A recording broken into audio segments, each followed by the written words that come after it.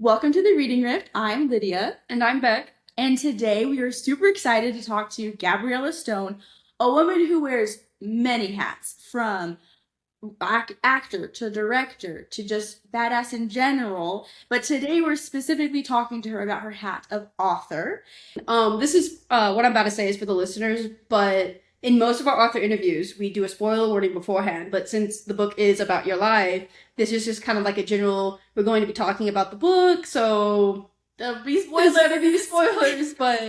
But I will say that we're going to talk about a lot of things, but it definitely won't encompass the full capacity of the drama, the romance, the wisdom that's in the book. So definitely still add it to your to be read if you haven't read the book yet.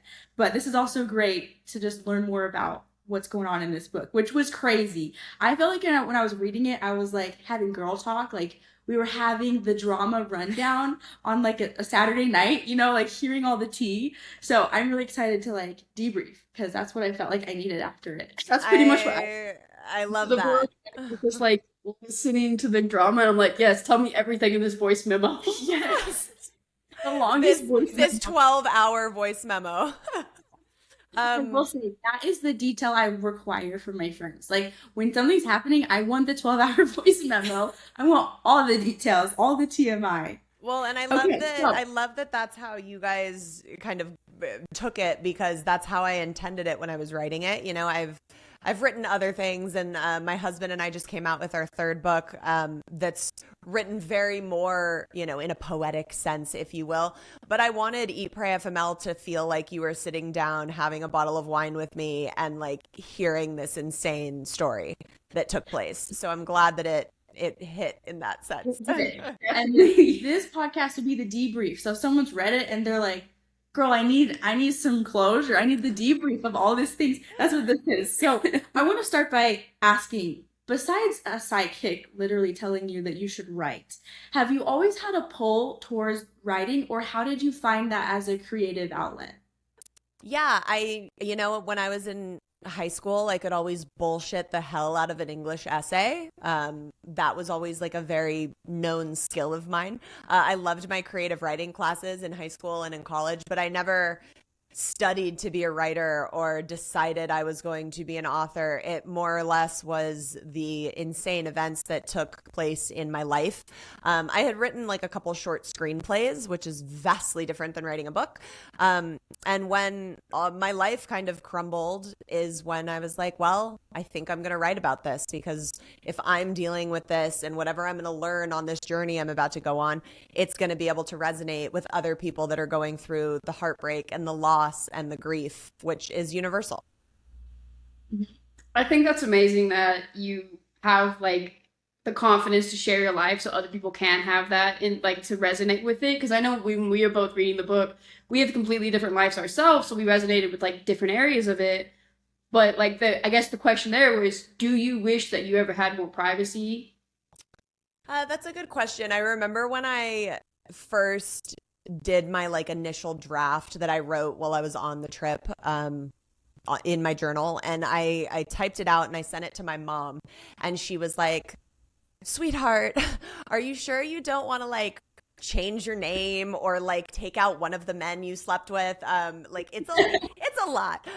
You're putting a lot out there and you're being really vulnerable. And whenever you're vulnerable in your art, that opens up the door for judgment. And while the book has been out for years now, as has the sequel, I've experienced a small percent of that judgment. But the lives that it's changed and the women that I've seen heal from it and the community that it's built around me far, far outweighs the fear or small percentage of backlash, if you will, that I've received from trolls on the internet. Yeah, we're definitely going to talk about that later because that was something that I felt. I was like, there was a chapter, I think the heading was like, fuck appearances, like you need to be authentic, and that's how we help people grow or something like that. And I really resonated with that because it's like, it's hard to be vulnerable, but that's when we really make connections that are impactful.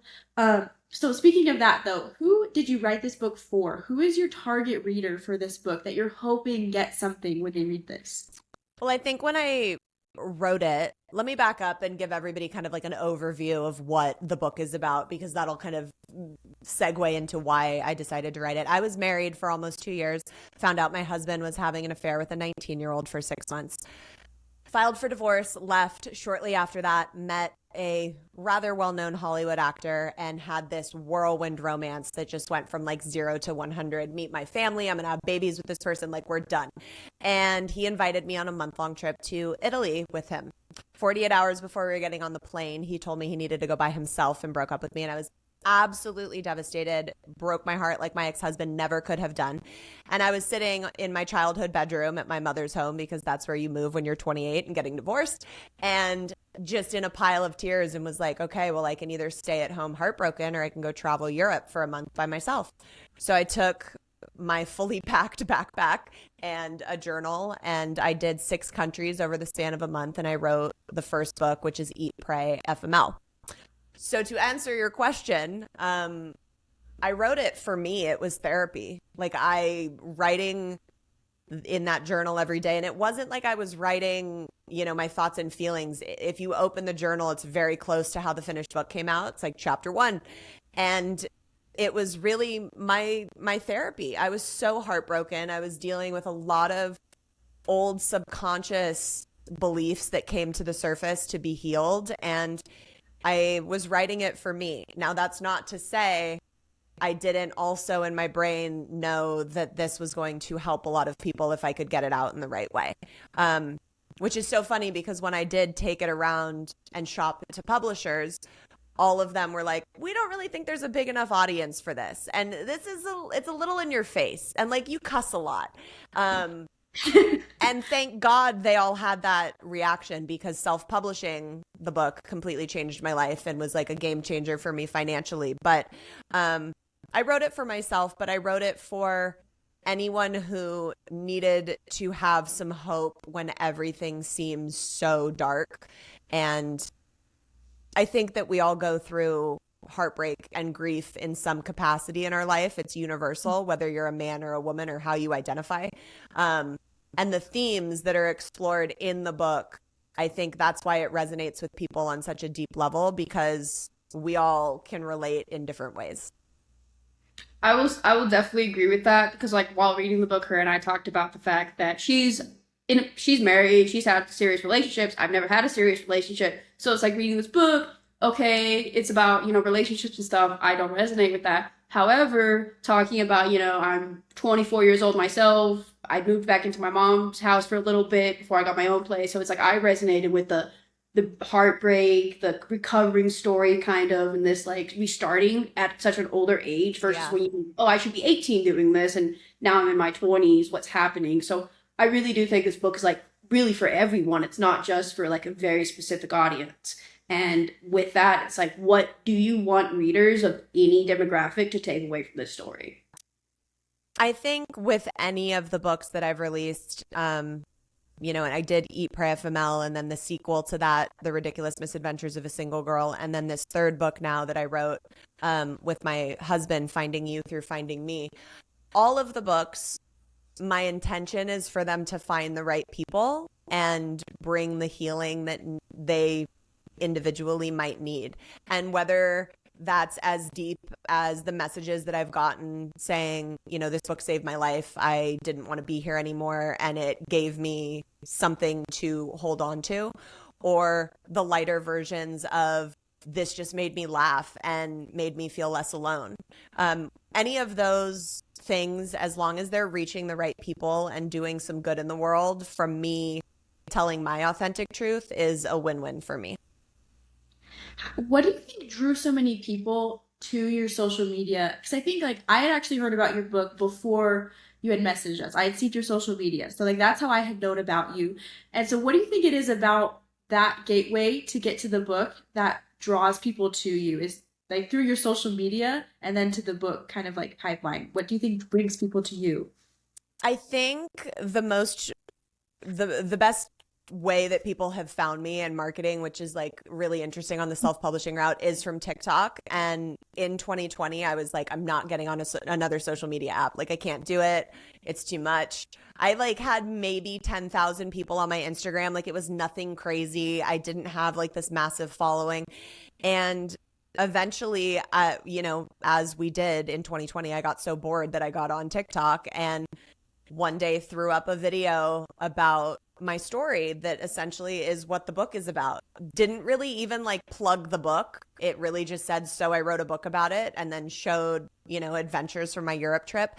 And that video blew up overnight. And over the years, I've been very lucky to have a handful of videos go very viral, and it's the best sort of marketing that there is. But I think when people are first fed that on their algorithm, it comes across as someone that's in the shit of it and like trying to get through it, which is real. Like, that's how I was for a very long time. And so I think it's almost like disarming. Like, hey, this is a book that's going to help you, but it's not going to feel like a self-helpy book. It's going to be a great, you know, fun journey that you can go on and read. So it feels safe at the same time.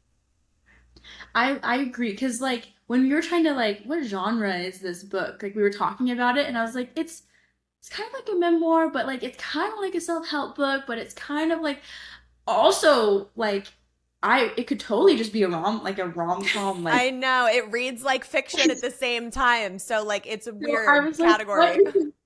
But I was just like really in for. I don't really like reading self-help books. I went through a huge like self-help book time in my life. I read so many, but like they all say the same things and they all feel the same. But this, like, I actually learned a lot of things that we'll talk about later, that like the thought onion and the self-love cocktail, like those things were presented in such a great way that I was like, you know what? I feel like this is actually impactful. Yeah, I will definitely say that this book wasn't like, I wouldn't pick this book up and be like, this is the same self-help book I read a million times. However, it had what self-help books actually want to deliver, which is relatability, how to actually get through things, showing someone else getting through things. And like when I read another self-help book, it's just like, these are the ways to do it, but I'm not going to actually help you. And that's why I was like, this book it could be marketed anyway because it's great. Yeah, I'm so happy to hear that. It's great because that's the kind of self-help books that I want to read, are like stories of real people going through real things that came out the other side and are like, look, this is just my messy version of it, but here's what I learned. And if those things that they learned are super great to like take forward for someone else, then that's the fun way to read self-help. Like, nobody wants to sit down and be like, hey, here's a list of how to make your life better. Go do it. I want to go on a fun adventure and then like come out the other side being a little bit better in myself. So I'm glad that that's what we accomplished with it.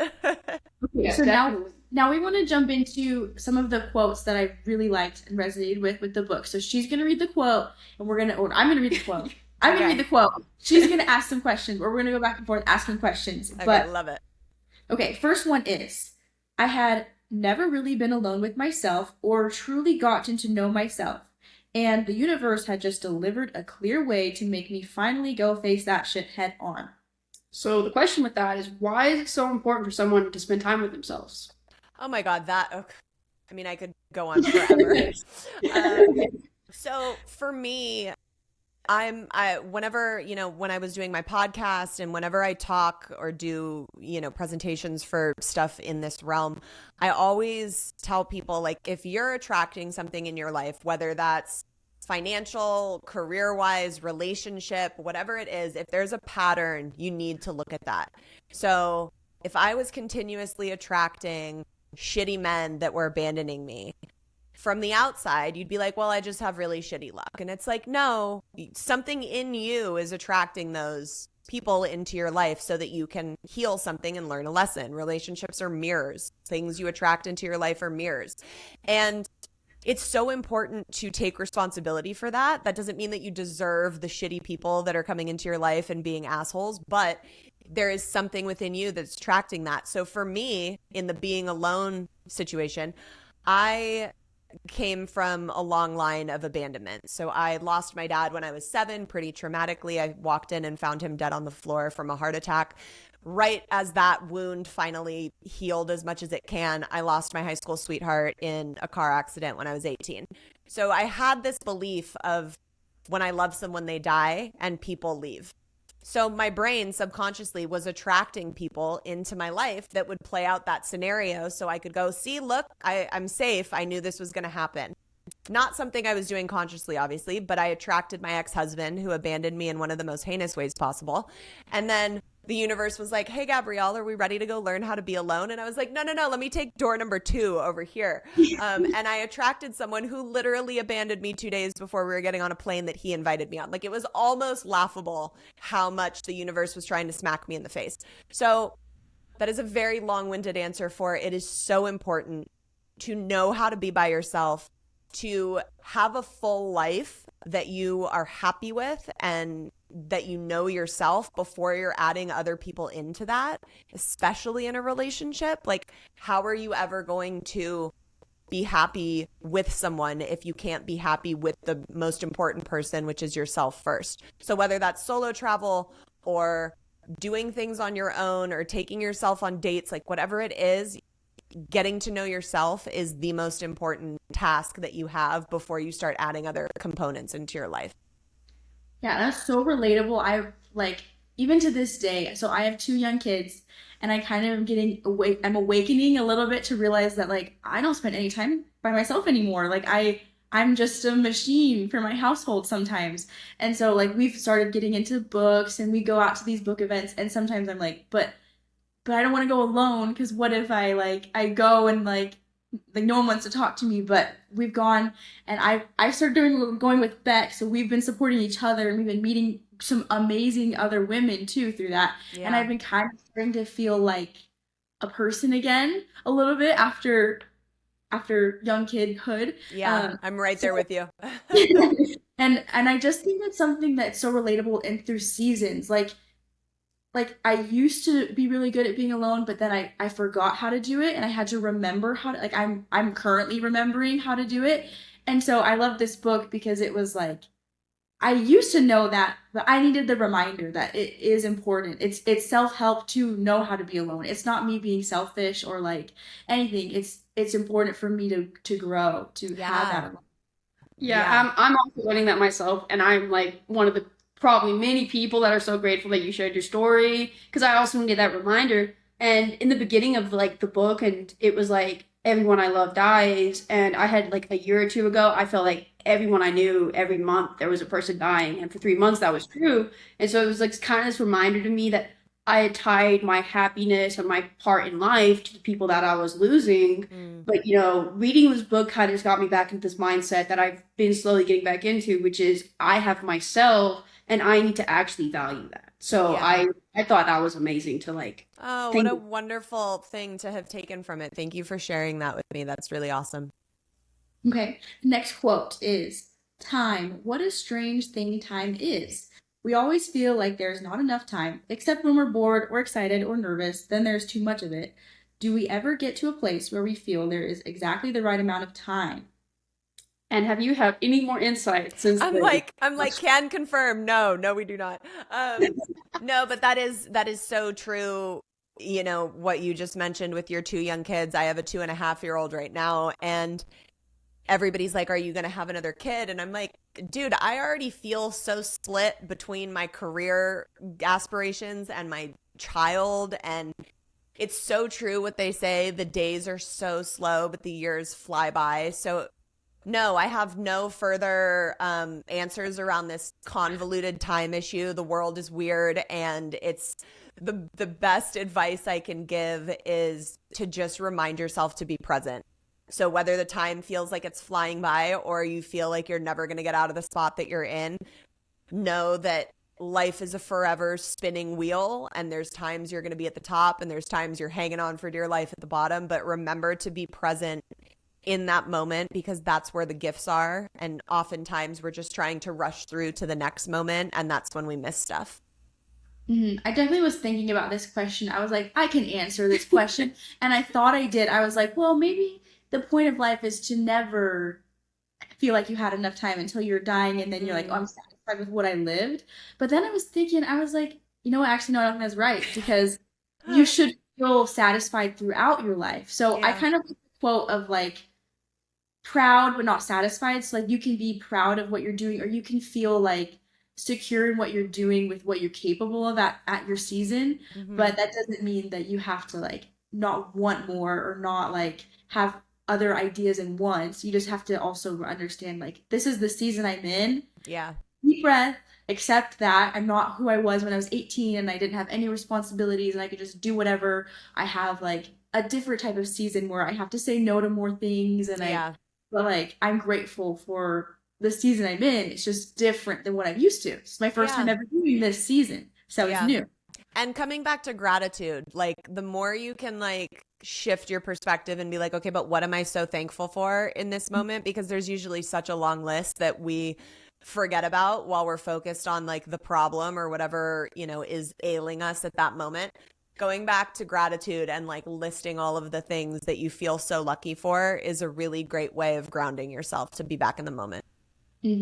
That's such just like a silly like, oh, what are you thankful for? But it's so powerful. I Yep. feel like it's always the little things that we are like, that's not gonna fix me. But take it like I like to like write something in my journal at least a couple times a week to remember like refocus. What am I grateful for? Yeah. Life's crazy, but let's refocus. Everything still sucks, but I can also still be grateful at the same time. That's right. So, the next one is the thought onion. It's a tool that is used to dig deeper into whatever you're feeling to get to the root of it all. The thought onion is layered like an onion, with different thoughts covering up the core issue.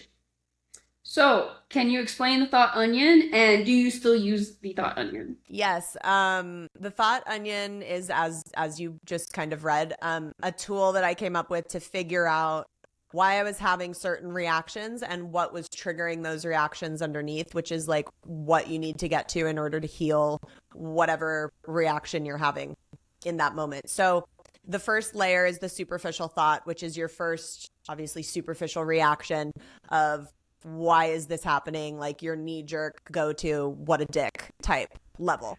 Underneath that, when you take a step back and look at what's underneath that and causing that, is the authentic thought, which is the more like, okay, this is the emotion that triggered that superficial reaction. And then underneath that is the subconscious thought, which is usually a long stemming belief that's a subconscious belief or a past trauma that has been running the show and causing those emotions to create those superficial reactions. So when you can get to that subconscious layer, that's where sometimes just being aware of it is enough. And other times there's work to do around that to further heal. But that was a way that I was able to take myself out of the emotion of what I was going through and get to where the healing was. And yes, I I still use it.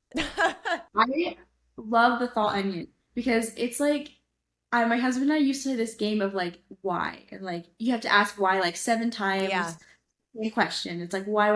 But I like the thought onion a little more because it's a little bit more simple than 7 rounds. But I was like, I need to do that. I need because I've got like things I'm thinking about, and I'm like, I keep having these reactions, and this is when the being with yourself comes in because it's like we don't have time to process life usually when you're just going, and you're always busy. But if you take the time to like set some time aside, maybe once a week or if you can daily, but like to think about the things that keep occurring and really take time to self-reflect. Yeah. So how do you like maintain your current life? Because I'm gonna assume life keeps going busy, especially if you have a toddler, then I know that that like is busy. How do you maintain keeping up with your self-reflections? I think you have to give yourself grace. I think that there are times when you are able to create more space for yourself and pour more time into yourself, and that's amazing. And there's weeks where you're like, what have I even done for myself? Have I showered? When was the last time I like took a minute? And sometimes both of those have to be okay. But it's life and it's chaotic and it's crazy and it's messy, and that's what makes it diverse and beautiful at the same time.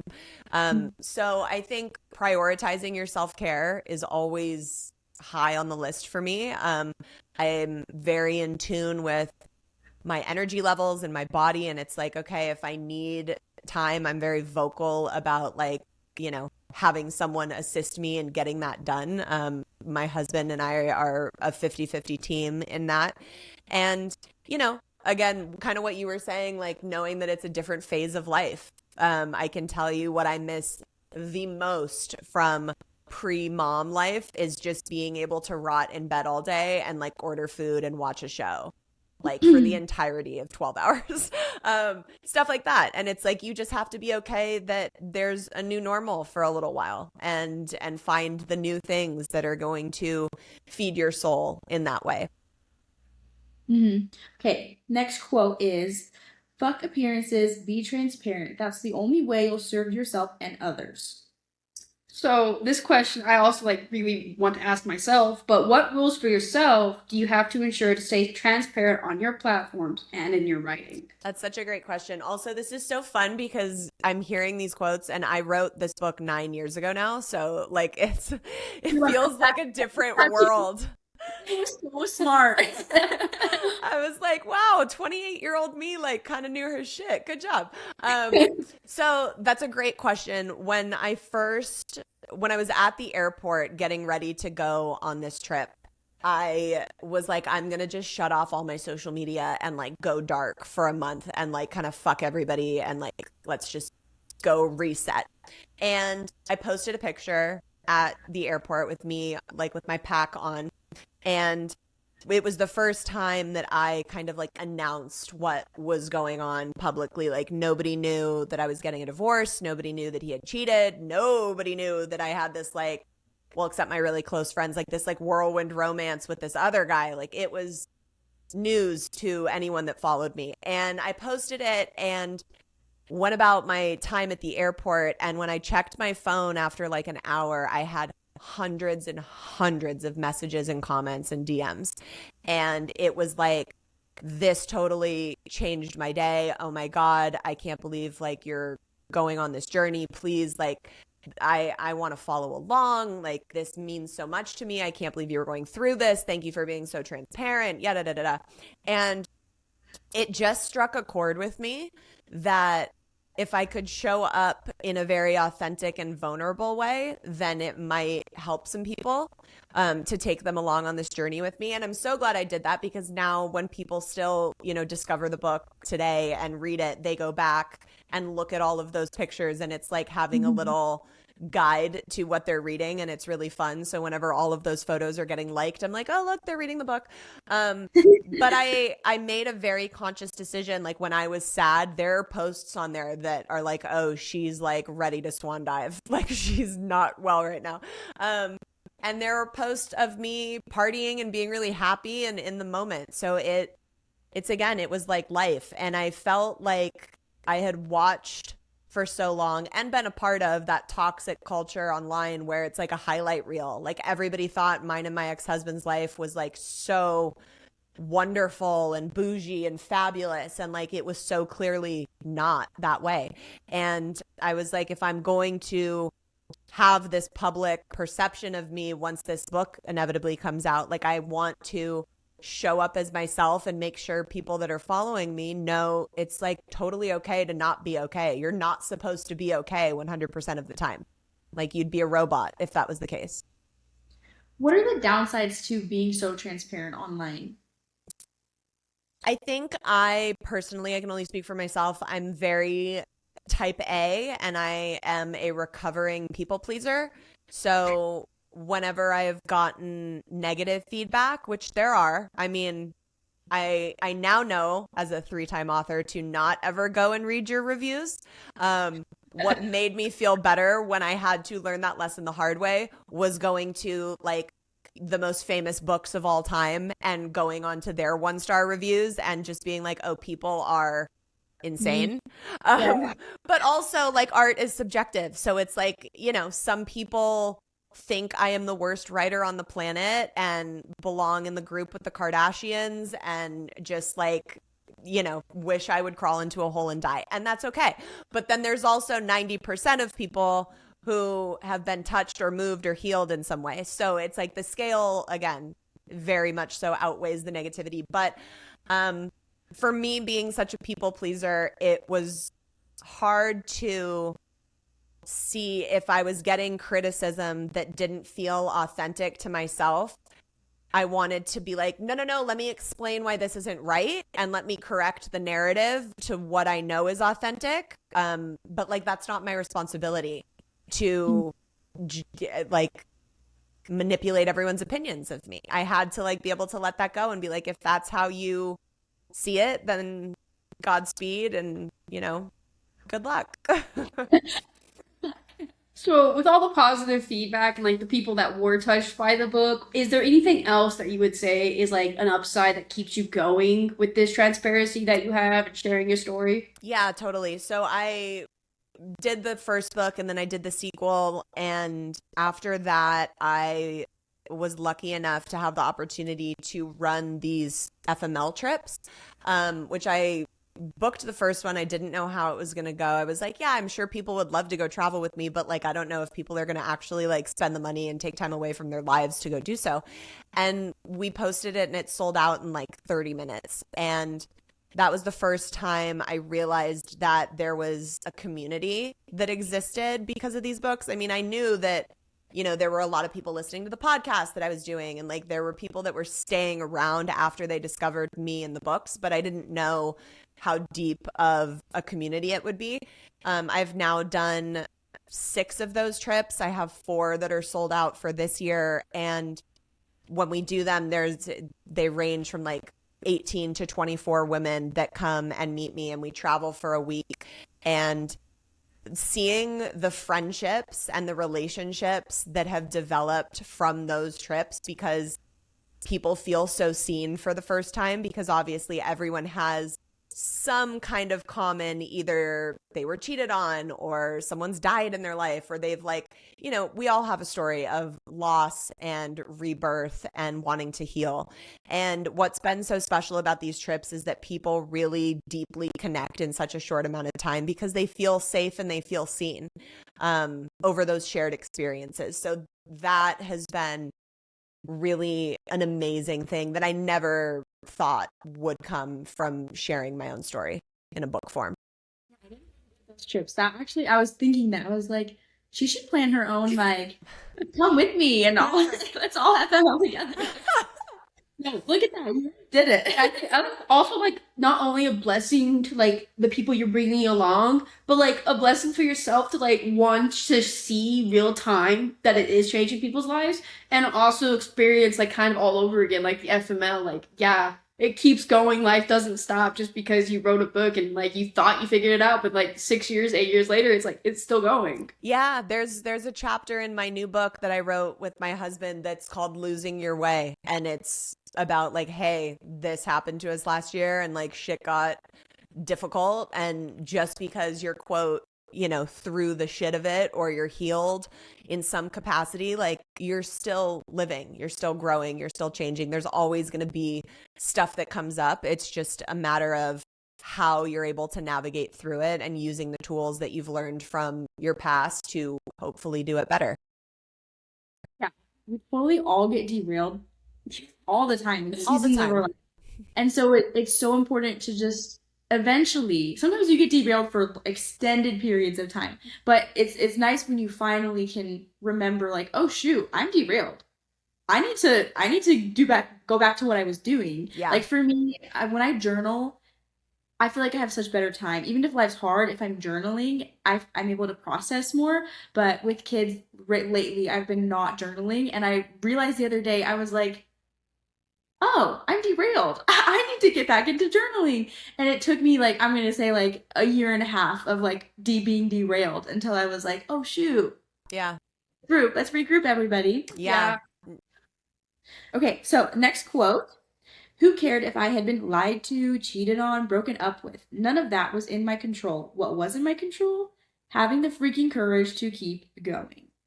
So, what do you say to yourself when things get hard to remind yourself to keep going? That is such a good question.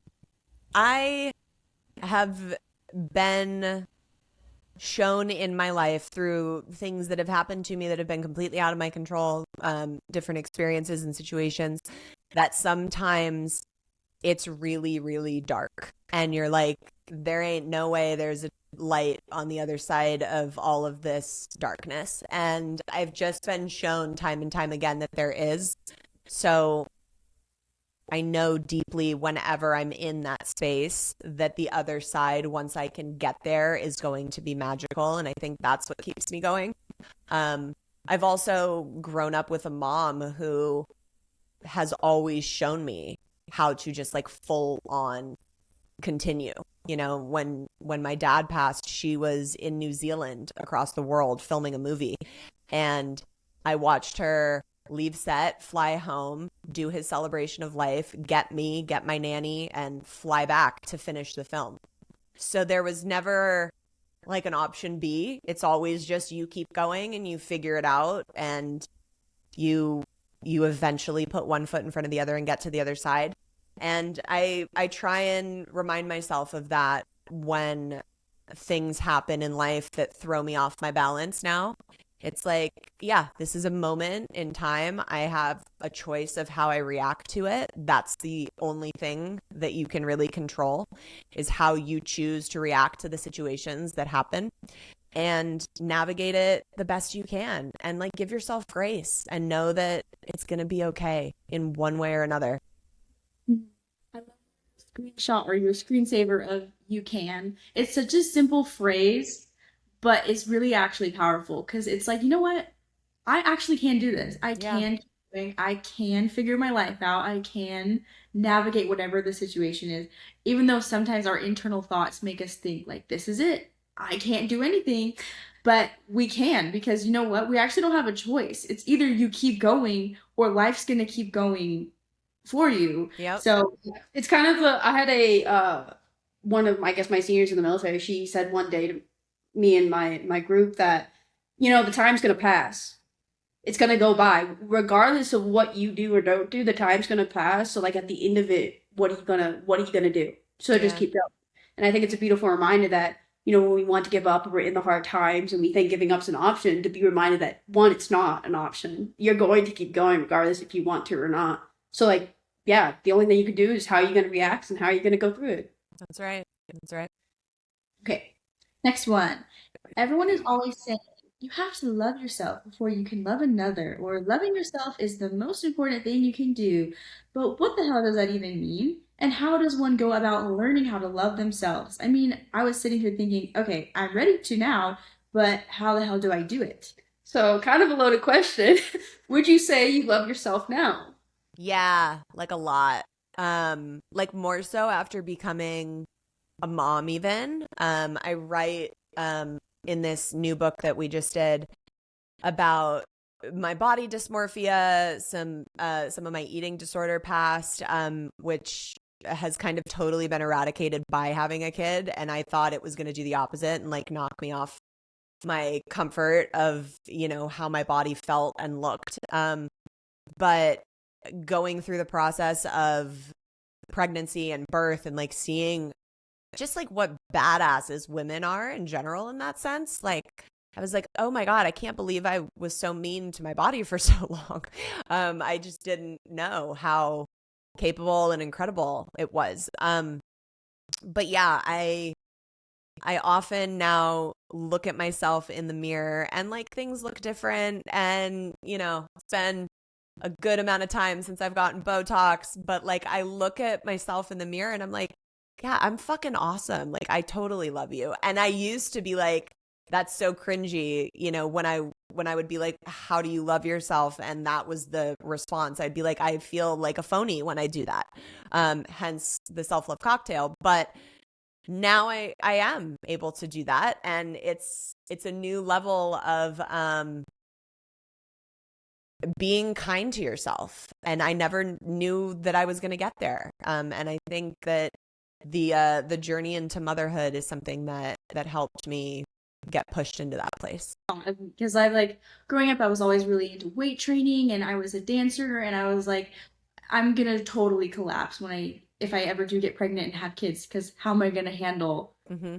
weight gain or the body changes? And then I remember it wasn't actually with my first. I still struggled a lot. But after my second one, I was like, because I had an unmedicated birth with my second one, and I was like, Ooh. I just did that. That was so cool. And then I reminded myself that I was just capable of a lot of things and that I have a body that's really amazing and I Mhm. shouldn't be mean to myself. And then what really got me was I have two daughters and I was like, wait, they're gonna watch me. They're gonna watch how I talk about myself. Yeah. We have to fix this ASAP because I don't want my kids to grow up thinking like, oh, my mom only ever ate salads and was always calling herself that or like judging herself. I want them to like, oh, my mom knew how to eat healthy and have fun Yeah. and she thought she was beautiful. So I was like, wake up call. I got to figure this out because I have kids relying on me to figure this out. Yep. Yep. That's so true and so good. And I think I don't know if you resonate with this, but like after becoming a mom, you just like stop giving a shit as much. Like I'm like, okay, yeah, I'll go get my hair dyed and cut at some point, but I'll wait way too long to do it. Like I think releasing the control of like I have to be at the gym 4 to 5 times a week and like I have to watch what I mean. Like I just don't have time to give a shit anymore. And that release of that tight grip that I had on that, my body was finally able to relax and like turns out doesn't need that much exercise or work to just be okay. Love that. I just don't have time to give a shit anymore. Yeah, it's like Book title. I'm asking this as someone who's in my early 20s and that actually is not a mom. I don't have any, like, I'm not relating to this. I'm just listening and be like, oh, that's awesome. That's Love it. amazing. But what would you tell a woman in her early 20s that she has to do every day or say every day to herself to love herself? I would start with the self-love cocktail. Is it okay if I explain what that is? Yeah. Okay. So, as that quote referenced, I was on this journey with everyone in my life being like, you have to figure out how to be alone and you have to figure out how to love yourself. And I was like, cool. I can follow instructions. Can you give me a list of how I'm supposed to love myself? And I will go do that fucking list like you've never seen, and I will come back a new person. And nobody could tell me how to do that. There was no fucking instructions. And I was like, this is some bullshit. I guess I have to figure it out by myself. So that is why the self-love cocktail is written in the epilogue of Eat, Pray, FML, because it's not something I figured out on the trip. It was something I didn't figure out until I came home and well into the sequel book. I was really depressed, like probably the most depressed I've ever been. And I had just like gotten divorced and like love bombed and then went on this adventure and met all these people. And like, it was like this whirlwind carousel. And then I got home and everything just stopped. And it was like, oh, actually, you're 28, you're still heartbroken, and now you're back at your mom's house. Enjoy. And I was like, not okay. So I was in bed binging some TV show and eating some snack that I had and was like, okay, I have to make a change. And I couldn't even think, because I was so depressed, what used to like make me happy. And so I sat down and I was like, okay, nothing feels like it would make me happy now, but what are things that I used to do that would bring me joy? So I wrote my list out, and it was like dancing, writing, going to the gym. Not that I necessarily enjoyed being at the gym, but I liked how it made me feel after the fact. Putting like good nutrients into my body, meditating, creating. And I put that list on my mirror and was like, okay, Gabrielle, you have to do at least one of these things every day before you can get back in bed and watch a show and eat your snacks and be all sad. And I did that for about a week or two. And then after that, I was like, okay, let's do 2 things a day. And then I implemented that. And then soon enough, I was doing 3 or 4 things a day and didn't want to get back in bed after because it was making me feel better. And when I realized that loving yourself is simply giving yourself things that your soul loves, it completely shifted the conversation and the perspective for me. It was now something tangible and an action-oriented thing that I could do. Because if you think about it, when you're in a relationship of any capacity, a romantic relationship, a friendship, a family dynamic, if you want to make the person on the other end experience love, you do things that make them feel good, that they feel love from. So when we're talking about self-love, why would you not do those things for yourself? So to answer your question, my early 20 girlies, I know it's really hard to not focus on finding a partner because that's what our world has told you to do. but focus on finding yourself, because if you don't, you will end up with the wrong person and trying to have a redo the way that I did. And it's just so important to meet yourself. Like we change over time. You're not the same person you were in your teens, and now you're out in a different sector of the world experiencing different things. Like, it's so important to go travel, to go have experiences, to learn how to be by yourself, to pour into female friendships or male friendships, like to really experience those things and take the focus off of trying to find a partner.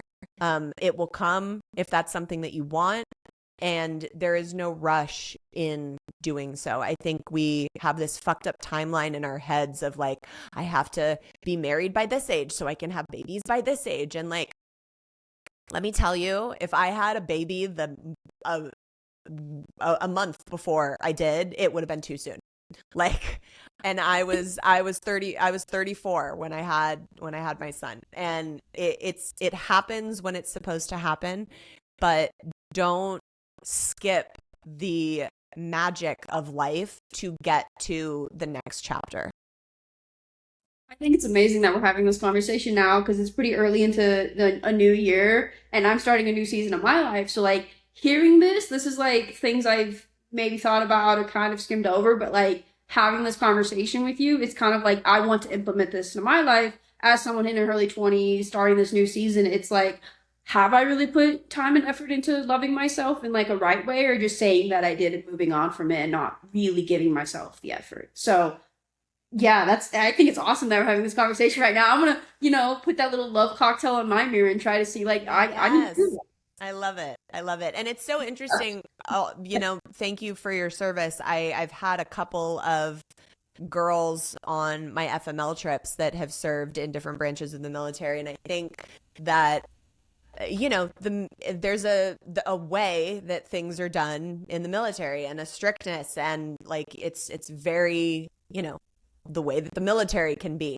And so I think it's really important that once you're on the other side of that, it's like, okay, but who am I outside of this? And I know a lot of the few girls that have traveled with me have expressed that as well. So I'm excited for you. It's like your new chapter of discovery. Yeah, thank you. I'm excited too. Like, honestly, hearing you say all these things, it's just like, it's getting me more hyped for things that I was like, I need to rediscover who I am, because I've only been out for like 5-6 months, and it's like, that is not enough time to like, no. Hey, you're not this person anymore. You're not a machine. You got to get out and like rediscover yourself. Yeah, I love that. Okay, our next quote is, we chatted about being solo female travelers, and she asked if I'd found it easier to connect with guys as opposed to girls. I had. Was it because society expects women to compete against each other and automatically compare ourselves to other women? That's such bullshit. We decided we needed to break whatever thing that was and start being more open with other women. So the first question with that is, women friendships can be complicated, but when you find the right one group of girls, or women who support women, can be life-changing. How do you find and maintain meaningful relationships with your girlfriends? I am notoriously very, what's the right word? When I set boundaries and they're crossed, like, I don't really play with that. And I think that became even more intense in my life after my divorce. And then it amplified again after I became a mom. So I am of the belief that people should be in your life for a reason, a season, or a lifetime. And oftentimes the reasons and the seasons can be difficult, and we don't want to let go of people who have part of our history, especially if you're someone like me who have like lost people who have experienced a lot of death in their life. The people who are here, we hold on to them very tightly and dearly. There's a chapter in my new book about a friendship breakup that I went through last year, where it was my best friend of 18 years. And I had to really get real with myself about why I was keeping this relationship in my life and if they deserved the time and energy from me. So I'm more of a find your people and keep them close, but the energy exchange always needs to be healthy. You know, sometimes one person's giving more than the other, and that's okay, but it always needs to be healthy. And sometimes when you grow as a person and other people aren't on that timeline and growing with you in their own capacity, then they can start being resentful of the relationship, and that becomes toxic. So I'm less of find a core group that like everybody loves each other, and more of like I have these two friends over here, one person that I know from like a long time ago, my newer, mom group friends. But I think really like finding the people who see you and want you to grow and want to do the work on themselves. It's like being in a relationship. Sometimes you outgrow them, and that's difficult and it's hard and it sucks. But man, the response that I've gotten from that one chapter in this new book, I feel like it's something that people don't talk about enough, the friendship breakups, because they're just as devastating as a relationship breakup and sometimes more. Mm-hmm. Yeah, I think like as an adult to find friends, well, relationships are hard always your whole life, no matter what. Relationships are complicated. But like as an adult, finding friends is difficult because everyone's lives are so busy and it sometimes gets hard to maintain a friendship. And I feel like in my early adult years, my friends were like more fluid than like I didn't have a core best friend anymore. It was more like a couple social groups I would go to. But now I feel like I have like 2 to 3 extremely strong friendships that we're kind of the friends of like, we don't need to talk for like Yeah. 4 months. But then when we do talk, it's like no time has passed and they're not like, why don't you text me or you don't check in on me. And I'm like, you don't check in on me either. So it's like 50-50 there. But Yeah. it's friendships are so important, but also they can be, like you said, like a friendship breakup is hard.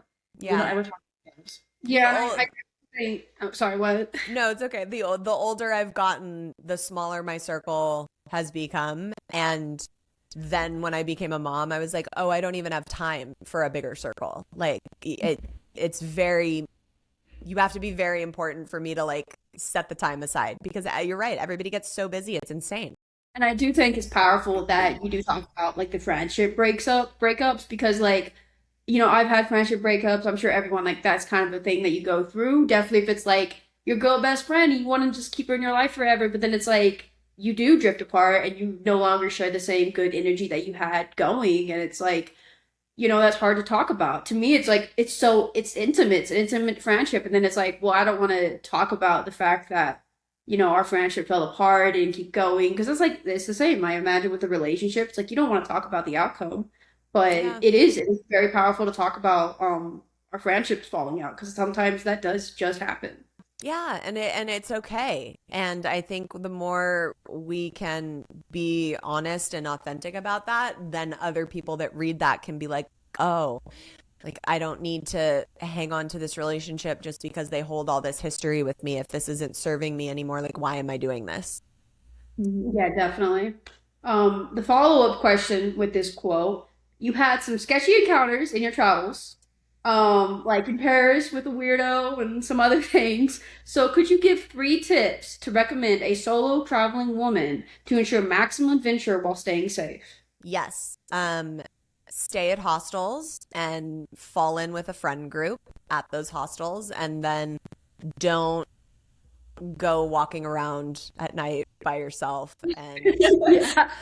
What? it's so funny too because I do remember that guy's name in Paris was Sid, like the evil guy from Toy Story, and now my son is obsessed with Toy Story. So anytime that scene comes on, I'm like, it's hilarious to me. But look, I have never felt unsafe as a solo female traveler, except when I put myself in stupid situations like being like, yeah, sure, let's go walk around with this random guy in Paris where he like takes me to not safe locations. But in my second book, I do a solo trip to Southeast Asia, and I've always felt very safe. I think being aware in your surroundings and being smart is like, you have to do that in your hometown as well. Like way more dangerous stuff happens in Los Angeles than any of the places that I've traveled to on a daily basis. And just being aware, like don't have too much to drink. Like don't be out by yourself. And if you are out by yourself, like make sure you're of the right state of mind to, be walking around. Like, and I think people assume solo travel is like you're just going to be by yourself the whole time, but like staying in hostels, doing group tours, like you make lots of friends and you meet lots of people, and it's not like you're just completely out on your own for like the duration of the trip. I think I had a misconception of like what the hostels are, and then I read your book, and I was like, Same. oh, yes, I have FOMO. Yeah, it makes me want to go do it. I'm like, oh, I'm not married. I don't have kids, so like, I'm gonna go do it. Look, I do it, especially if you're younger, because it will be a younger crowd. But the last hostel I stayed at, when it was like a couple years ago before I had my son, and I went and met this girl after like we were in Europe for a wedding, and we were like, we're too old to be here. Like this is not it. But it's like summer camp in different cities, and you can go on Hostel World, which is an app, and like read all the reviews, and like it's the same thing as like picking an Airbnb. And you find community there. I met so many amazing people there, and it's really so fun. I highly recommend it. That's definitely going on I'm gonna be doing that. Yes. Okay, next quote. But isn't that what life really is made up of? Tons of different choices that direct you in different ways and onto different paths and end up shaping your life. And yet we have regrets and beat ourselves up if we feel we made a wrong choice, even if that choice helped us learn and grow into who we've become. So, how do you get yourself past the guilt and frustration of a wrong choice to remember that failing and mistakes are the beauty of life? I think it's just as simple as reminding yourself and being able to zoom out of the emotion that you're in the bad choice or the situation, and looking at it from a zoomed out perspective and being like, okay, what is this teaching me? Like, yeah, did it suck to get cheated on? And like, was it like really shitty and embarrassing at first? And like, I had a whole slew of emotions around it, and it felt like we wasted all this money on this wedding that we just had. And like, oh my God, where is my life going to go from here? 100%. But like, look where it took me. So whenever I get messages from people who have been like hurt or heartbroken, and they're like, well, there's this new person and I'm scared and I don't know. I'm like, what do you have to lose from just keeping your heart open and like jumping in? You're either going to become wildly happy and it's going to be a great situation, or you're probably going to get your heart broken and you're going to learn a lot and you're going to become a better version of yourself that's then going to attract what you want into your life if you're doing the work around it. So like, that's a win-win to me. And for people that are like, oh God, I don't know if I'm making the right decision, like you can always turn around and come back. Like pick a direction, walk. If you don't like where you're going, you can always turn around and come back. It really is that simple. And knowing that you have that freedom of choice can be very powerful to remind yourself, and really being able to acknowledge that, I think, is huge. I think so many times we're in that limbo state, which is so uncomfortable, of like, oh, I don't know what the right way is. I don't know what's like the right decision. It's like, just choose, make a choice. If it's wrong, you can always rectify it. That is really good advice, actually. Just a simple thought of, okay, what's going to happen? Like, what's the worst case? Okay, that's actually not that bad. You can handle it. You got this. Yeah. Okay, we cannot talk about this book without talking about the romance, because there was a crazy amount of things happening in this book. And it was crazy to me that like there's romance themes in this book, which happen to be your real life, which actually only covers a very short span. The first book only covers like a couple months of your life. And so when I thought about that after finishing the book, I was just like, whoa, that was a roller coaster, and someone actually lived that in like 3-4 month time period. Yeah. So Why do you think your specific romantic story needed to be shared? Or that in FML, the crazy 3 months of whatever was going on? Yeah, because I think the romance allows people to connect with it because they can usually relate to one of the relationships in some capacity, whether it's the narcissistic ex-husband or the swoon-worthy love bombing guy after, or one of the people I met on the trip. But at the core of it, they're really just catalysts for the healing journey.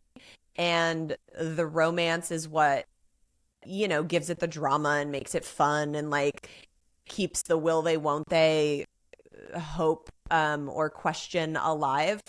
But they're really just characters in the story. You know what I mean? Like, yes, I know they're real people and they were people that were part of my life. But now when I look back on the book as a whole, they're such a small part of like the solo journey and the healing that took place.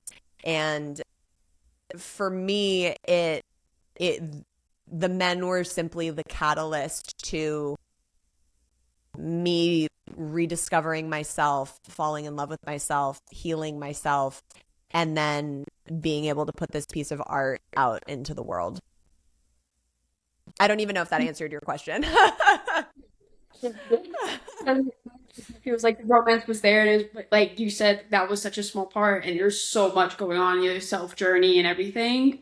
And then on top of that, relationships of all kinds teach us so many lessons, and we've kind of talked about it. But what do you think failed relationships give us that are crucial to growth?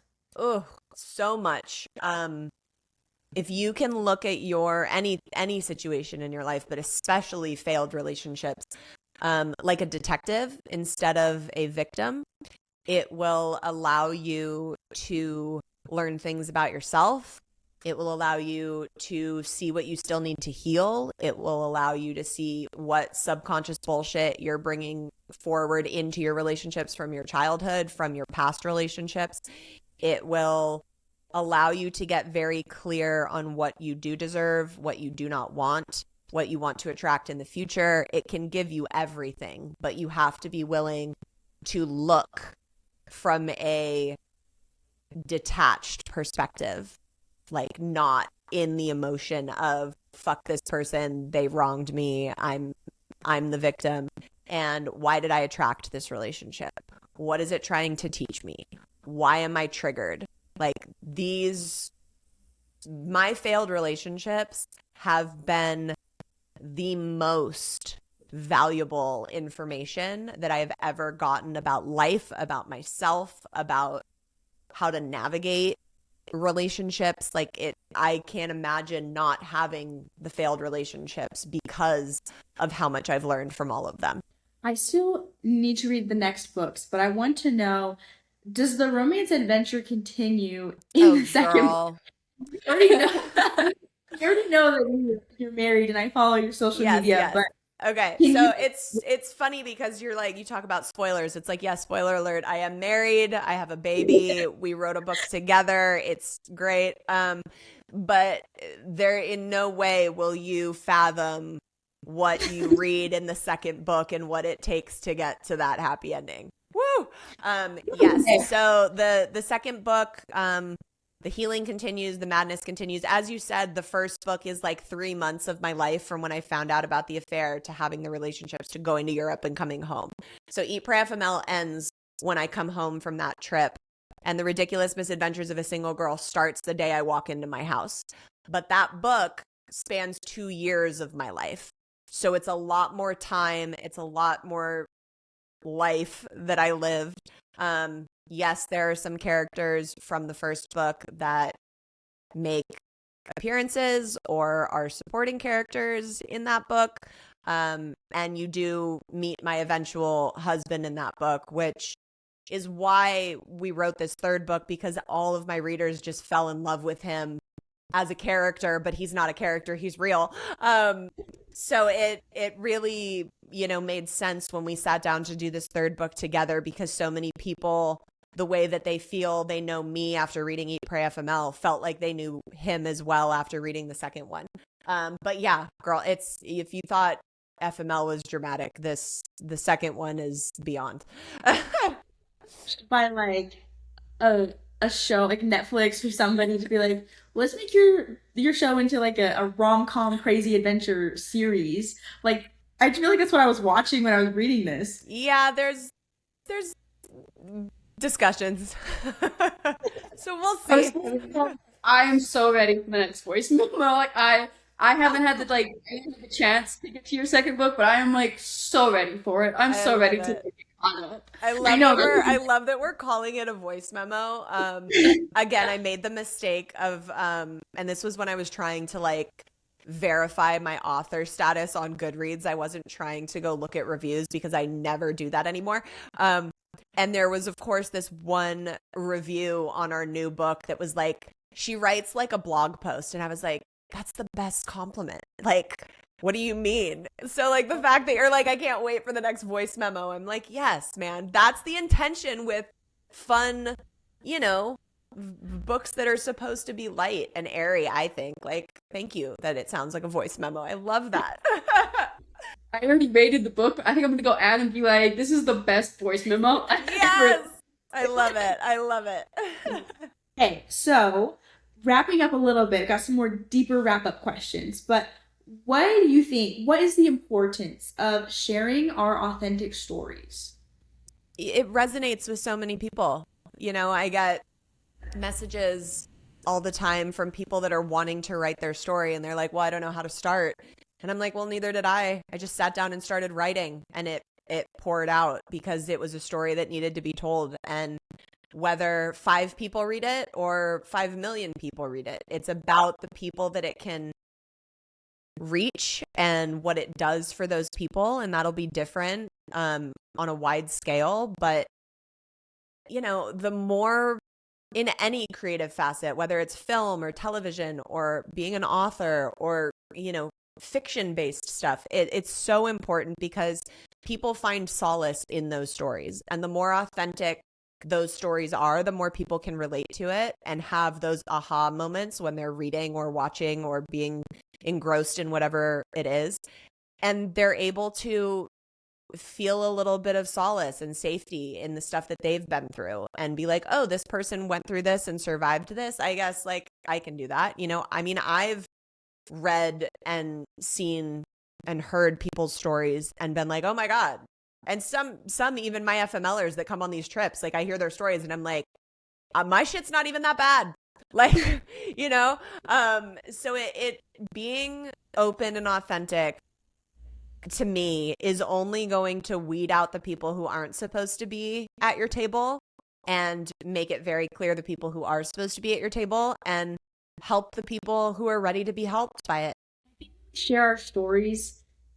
Even if like you share a story and it only helps one person, but what if that one person then goes on to inspire somebody else who then inspires great change? Like in my head, it doesn't matter if it affects tons of people, but if I'm helping maybe just one person, like that's how I think of as a mom. I'm like, I can't really control everybody, but if I can maybe help my kid feel confidence or, you know, feel like they can take on the world, then I will feel like I did, and I got the biggest reward possible in life. So I think that's why stories are important, because when you share your story, it'd be nice to make a living off of it. We all want to be able to make a financial freedom off of our art, but if you're able to help change someone's life, you don't know what type of change that could what the waterfall effect could be for that. 100%. And also do it for yourself. Like the healing that I have gotten through writing these books and putting them out and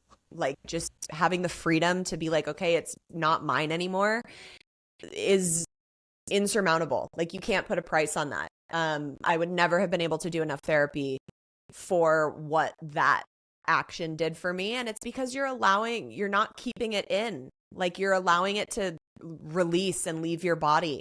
And there's a lot of value in that. So whether you write it and publish it or you just write it, like get it out and release it and speak your truth. It's like the philosophy, if you could change one person's life, you've done your work, but like I think we forget that that one person can be ourselves. Yes, Like we ma'am. can be the person we change. Oh, that was Yes. good. Yeah. Yes. Put that in the voice memo. Yeah. So we can't escape on a travel adventure all the time. So how would you suggest that we replicate escaping to Europe to find ourselves in our regular day lives?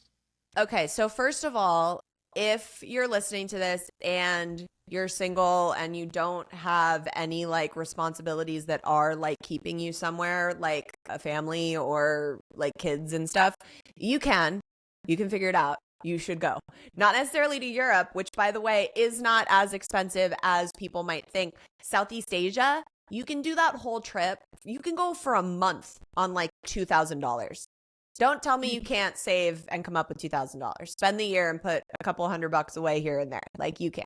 So if you have the ability to make that happen, get out of your way if it's fear and go do that, because it's going to change your life in a myriad of ways, and everybody should try and do that at some point.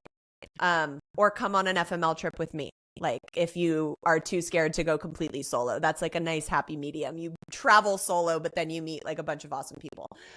If you can't do that, there's so many lesser versions of, not lesser, like smaller versions of that. Like go drive up like to a different part of town and go camping for a night.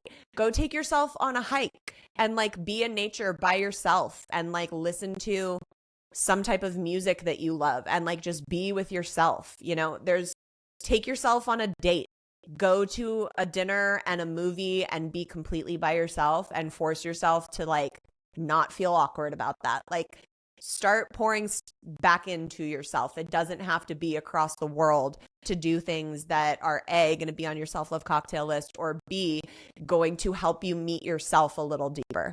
Listening to this, and I can like feel Lydia telling you you can't go to Europe, Beck.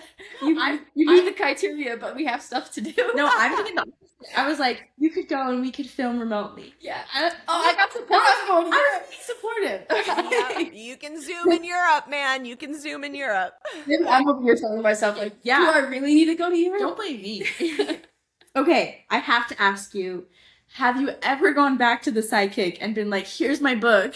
Thank you for what you told me. Okay, so funny. Yes, I at one point we met for lunch and I like brought her a book and we like took a picture together. I also found out that she's actually younger than me, and in the book I wrote like, you know, she was beautiful in her mid 30s, and she's like, that's so funny, I was like literally 26 at the time and I had no idea. I was like, I'm so sorry. She's also like, I wish you would have, and I wish I would have too, like written my actual name, because the amount of DMs that I get being like, can I get the info of that psychic? Was hilarious.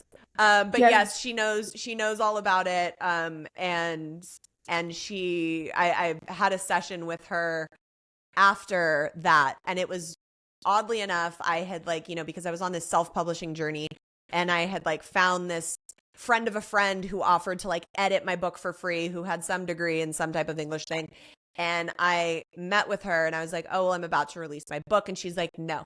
She's like, you have to work with someone who's going to be tougher on your edits. And I was so irritated because I was like gearing up to do this whole release and da-da-da-da-da. And I took her advice seriously, and I hired an editor who I've now done all 3 of my books with and love dearly. And that process changed so much about the book in such a good way of like, okay, we don't need to know exactly what you're eating in every city, but could you expand more on this healing thing that you mentioned here? Like stuff like that was so important for me to change, that got added in that edit process. And she was the one that was like, no, don't release it until you do that. We do that from authors all the time, which is like they have this amazing book and then they give it to someone and they're like, you need another editor. And it's like, oh, it's not what I wanted to hear. No, it's so devastating, man. It's so devastating. But she was right. And her name is Medium Fleur. Fleur. You can look her up online. She's got like a very long wait list and is much more expensive than I when I met with her. But she is very, very, very good. So we've talked about kind of what book 2 and 3 is about. So the next thing is kind of like what's next. And are there any projects you're currently working on that you can share, tease about? Oh, that's always like the hard question because it's like how I don't want to be like, well, there's this that I can't really say. We there has been talk about trying to take the books to a different medium. So that is being discussed and in the works in some capacity. And then we obviously just released this third book in November. So it's only been out for 2 months. It's very new. So the thought of like diving into another writing thing is like the last thing on my mind right now. But I came from the film industry. I'm not acting anymore, not to say that I won't ever again. But I do have a feature film that I'm set to direct. Hopefully sometime later this year that I've been working on for quite some time. So I'm excited to get back behind the camera. I love directing and I love producing. And I'm hopeful that the journey we've been on with bringing the books to a different medium will have some good progress this year. Okay, awesome. How can our listeners find you online, support you, and keep going on your journey with you? Yeah, so you can come hang out with me on Instagram at Gabrielle Stone, or I'm also on TikTok at Gabrielle_Stone. You can get all the books exclusively on Amazon. So that's Eat, Pray, FML is the first one. The Ridiculous Misadventures of a Single Girl is the second one. And then the third one, which can be read independently, which is also really great for the men in your life to read, is called Finding You Through Finding Me. That's the one we just came out with. And it's basically a book of all the experiences or life events or traumas that we've each individually experienced in our life. So the death of a parent, the birth of a child, addiction, friendships, and we each write our own sectors on that and how we healed from them individually in order to attract a healthy relationship into our life. But it's still written in a very fun, voice memo vibe type of way. And you can find all of those on Amazon, and then all of them are also available signed by me on my website, which is eatprayfml.com. Okay. Well, I'm excited to catch up on the journey and keep following it because, like, this to me, it's not only so inspiring, but like I want to know more about what's going on. Yeah. I'm so happy to hear that. Thank you. Yeah, so thanks for being here and sharing your story. And yeah, I agree with Beck. I'm also equally invested. Yeah. So I gotta keep going on the next one and pick up book 3 too, because I have 1 and 2. I need to get 3. And this has inspired me to take my own journey. We're gonna God, go. please.